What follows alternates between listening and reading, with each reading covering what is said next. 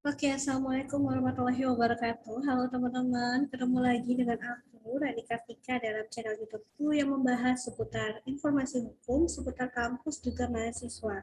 Dan sesuai dengan janji aku beberapa hari lalu ya, aku sempat posting, itu aku bilang aku akan buat konten terkait dengan ide proker KKN part yang ke-9.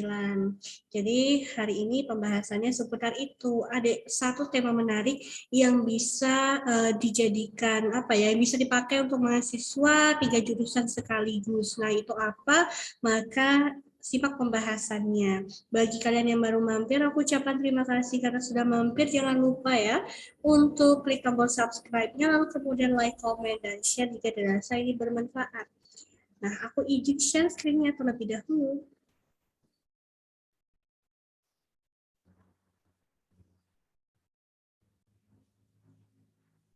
Oke, ini tema besar kita ya. Satu tema bisa untuk 3 jurusan kampus. Nah, teman-teman, kalau kalian nanti mau tahu ya, yang part 1 sampai part 8, kalian itu bisa cek aja di channel YouTube-ku. Kalian cek playlist-nya. Di playlist itu ada namanya Proker KKN gitu. Nah, ada 8 video ini ya. Kalian bisa sesuai dengan keingintahuan kalian. Kalian mau lihat pembahasan yang tentang apa, atau kalian ingin menemukan ide proker KKN lainnya di situ, siapa tahu nemu yang sesuai dengan jurusan kalian, kalian boleh tonton ya videonya. Oke, untuk video kali ini apa yang mau dibahas pada video ini, maka aku membuatnya menjadi 2 bagian. Yang pertama, tentu saja, aku ingin menyampaikan tentang mode pelaksanaan program KKN. Yang kedua, itu aku ingin menyampaikan poin intinya. Nah, berbagi informasi, idenya apa nih? Oke, kita bahas dulu yang poin pertama ini ya, teman-teman. Untuk mode pelaksanaan KKN sendiri, ada beberapa poin yang seharusnya mahasiswa itu sudah tahu atau sudah bisa mempersiapkan lebih dulu. Yang pertama, kalian lihat dulu seperti apa sih kebijakan kampusnya gitu ya. Apakah di masa pandemi ini kalian masih melaksanakan KKN itu secara mandiri ya, tidak jauh lokasinya dari tempat tinggal kalian karena pandemi COVID ini, atau kebijakan kampus sudah memperbolehkan untuk mahasiswanya ditempatkan di lokasi KKN secara bertim atau berkelompok. Ya, seperti proker KKN yang lazimnya, yang memang sudah seharusnya gitu ya, itu dulu dilihat. Oke. Yang kedua, pastikan dulu kalian itu sebelum melaksanakan proker KKN kalian, kalian harus melakukan observasi atau pengamatan terlebih dahulu di lokasi atau tempat yang kalian tuju untuk kalian melaksanakan proker gitu ya. Tujuan dari observasi atau pengamatan ini adalah untuk melihat bagaimana apa namanya, misalnya penduduknya jumlahnya berapa, nanti itu kan berpengaruh ya pada metode pelaksanaan KKN-nya. Lalu kemudian apa nih yang di lingkungannya seperti apa, misalnya usianya itu relatif lebih banyak, usia rentang berapa tahun sampai berapa tahun gitu ya. Bagaimana masalah misalnya kayak perkawinan di situ, banyak nggak yang usia pernikahan di usia dini, tingkat perceraian, atau apa ya, pola kehidupan masyarakatnya seperti apa. Nah, itu kalian bisa uh, lihat ya, observasi, diamati seperti itu. Lalu kemudian poin yang ketiga, sesuaikan setelah kalian mengamati, melakukan observasi, nah kalian bisa untuk menyesuaikan ide proker KKN kalian itu dengan cara pelaksanaannya seperti apa.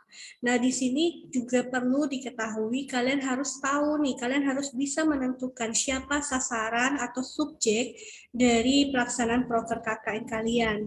Misalnya bicara tentang sosialisasi terkait dengan apa namanya, apa berkaitan dengan pemahaman perkawinan usia dini itu seperti apa, atau konteks poligami, atau pemahaman terkait dengan aturan rambu lalu lintas. Nah, tentu sasarannya kalian harus tahu. Rambu lalu lintas biasanya itu lazim ya digunakan mahasiswa dalam proker KKN untuk anak-anak sekolah kayak gitu tuh sasarannya. Nggak mungkin orang tua atau apa diajarkan atau diberikan informasi seperti itu karena kan udah kasih tahu ya. Nah, maksudnya itu penyesuaian subjek sasaran dari proker KKN kalian. Tuh, sorry ya teman-teman, aku nih lagi masih dalam kondisi yang kurang fit gitu ya karena hampir seminggu ini pasca divaksin aku langsung sakit makanya nunda mulu mau bikin video. Ini suara juga kurang kurang oke ya karena flu batuk gitu.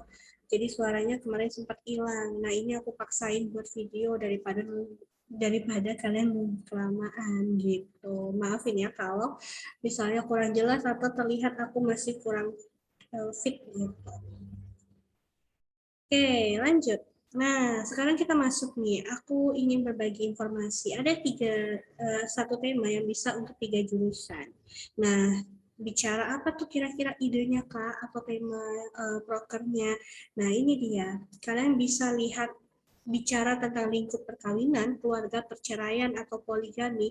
Nah, isu-isu seperti ini ternyata setelah aku coba cari tahu, aku pertimbangkan gitu ya, ternyata itu bisa masuk untuk 3 jurusan sekaligus. Jadi ini lumayan nih kalau misalnya kalian pelaksanaan KKN-nya udah satu tim, nah misalnya ada teman kalian yang dari Fakultas Hukum, terus satunya Fakultas Psikologi, itu lumayan banget ya bisa sekali jalan untuk melaksanakan prokernya gitu. Jadi nyambung. Nah, itu maksud saya bisa sekaligus untuk beberapa jurusan.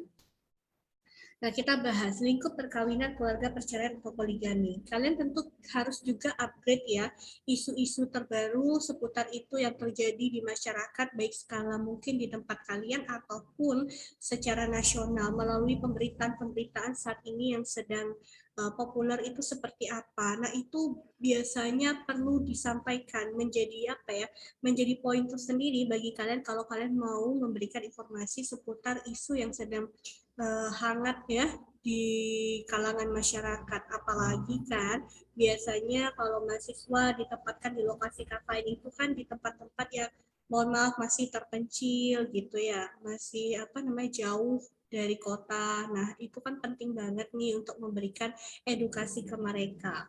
Nah, sebenarnya simpel. Misalnya bicara tentang lingkup keluarga gitu ya, perkawinan atau perceraian atau poligami. Yang nyambung itu poin yang bisa jadi juga satu kesatuan untuk jurusan ilmu hukum dan hukum keluarga Islam. Karena apa? Karena di ilmu hukum kita juga belajar yang namanya hukum keluarga. Nah, kalau untuk jurusan ilmu hukum dan jurusan hukum keluarga, ketika tema yang mau diangkat itu tentang perkawinan atau perceraian atau poligami, nggak jauh-jauh pasti nanti akan menyampaikan dari segi aturannya. Peraturannya seperti apa sih? Undang-undangnya seperti apa sih? Regulasinya itu bagaimana mengaturnya? Apalagi sekali lagi ada isu misalnya terkait dengan poligami. Nah, saat ini yang lagi tren itu beberapa kota besar bahkan mengadakan semacam diskusi atau bukan webinar, diskusi atau semacam pelatihan atau mentoring gitu ya, yang isinya para perempuan-perempuan di mentoring supaya mereka mau poligami, nggak menolak yang namanya poligami. Itu ada tuh, bahkan sudah diangkat juga di beberapa portal edukasi atau berita. Nah, hal semacam itu kan justru kalian bisa memberikan informasi poligami itu aturannya di Indonesia seperti apa gitu ya, misalnya harus memperoleh izin dari pasangan kawinnya, dari istrinya gitu kan ya. Nah, nanti yang jurusan keluarga Islam bisa masuk juga ke situ, nyambung dari perspektif keislaman yang mungkin sumber hukumnya itu yang utama adalah Al-Quran dan hadis, itu seperti apa, tapi tidak juga boleh melupakan dengan hukum nasionalnya bagaimana. Jadi kan bisa saling berkolaborasi ya. Nah, dari sisi psikologi misalnya terkait dengan apa tren yang tadi ya, poligami tadi itu ada semacam bahkan diadakan pelatihan atau mentoring, itu bisa dicoba dianalisis gitu ya, tren semacam itu tuh berdampak apa sih gitu terhadap perempuan-perempuan di Indonesia gitu ya, kalau semakin marak ada itu. Nah, kalian bisa nanti pelajari dulu, ikuti beritanya seperti apa. Kan kalau psikologi, mohon maaf kalau saya salah, kalau psikologi itu bukannya menjelaskan tentang dari segi pola perilaku gitu ya, tingkah laku, kebiasaan. Nah, itu kan bisa dilihat tuh dari sisi psikologi seperti apa dampak yang ditimbulkan ke depannya kalau ada tren yang menyatakan bahwa misalnya poligami itu nggak perlu tuh harus minta izin dulu. Nah, itu memang benar ada ya realitasnya, kalian bisa cek sendiri. Ada yang mentoring, dia menyatakan bahwa yang namanya poligami itu nggak perlu harus izin dari si istri. Dia mau nikah nikah aja, ngapain pakai izin. Nah, itu kan juga cukup apa ya, maksudnya secara aturan tadi juga berbentur, dan secara psikologi terhadap wanita-wanita itu seperti apa. Psikologi bisa menganalisisnya, memberikan pemahaman ya kepada masyarakat tentang itu. Kalau tidak salah kan yang jurusan psikologi ada ya, psikologi pendidikan atau psikologi keluarga. Nah, cabang keilmuannya maksudnya mungkin bisa ya untuk mereka yang memang konsentrasinya di situ, ke arah itu. Lalu kemudian bicara tentang perkawinan. Nah, perkawinan orang, maaf, sorry, bukan orang, mahasiswa yang jurusan ilmu hukum ataupun jurusan keluarga Islam mungkin akan berbicara.